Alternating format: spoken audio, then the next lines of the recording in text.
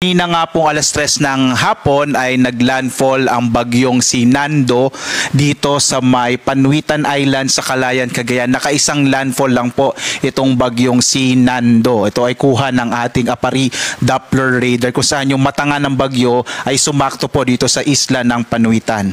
Samantala, as of 11 PM update nga po natin, huling namataan, 145 km west-northwest ng Calayan sa Cagayan ang bagyong si Nando habang papalayo na dito sa ating bansa, at ito ay may lakas na sa 205 km per hour, malapit sa gitna at pagbugso naman na nasa 285 km per hour. Ito po ay kumikilos pa kanluran na sa 20 km per hour. Posible nga po bukas ng umaga ay lumabas na ito ng Philippine Area of Responsibility, pero makikita ninyo may epekto pa rin yung southwest monsoon, lalong-lalo na sa may central and southern Luzon, habang may minomonitor po tayo na isang low pressure area, naka-high chance na po or malaki na yung posibilidad na ito ay maging bagyo within 24 hours. So by tomorrow, pwede ito maging bagyo, at by tomorrow din, araw ng Martes, maaari na itong pumasok ng Philippine Area of Responsibility. Huling namataan itong low pressure area, mahigit 1,300 kilometers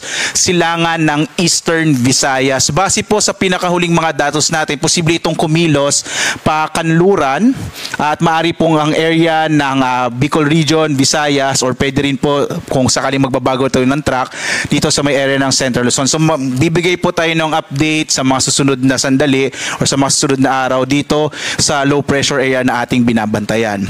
Dito po ulit sa bagyong si Nando, ito yung kanyang latest track at inaasahan nga natin na ito ay kikilos na papalayo ng ating bansa palabas ng Philippine Area of Responsibility bukas alas 8 ng umaga. Inaasahan natin nasa labas na ito ng PAR at ang ating pong forecast track or forecast position 800 km west ng Itbayat sa Batanes.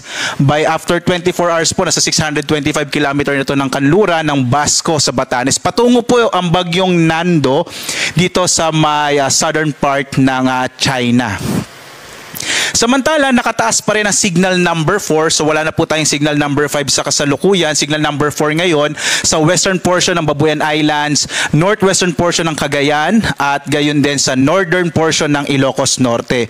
Signal number 2 naman sa Batanes, nalalabing bahagi ng Babuyan Islands, northern and central portion ng Cagayan, northern and central portion ng Apayao, at nalalabing bahagi ng Ilocos Norte. Signal number 2 naman sa nalalabing bahagi ng Cagayan, northern portion ng Isabela, the rest of Apayao, Abra, Kalinga, Mountain Province, Ifugao, northern portion ng Benguet, Ilocos Sur, at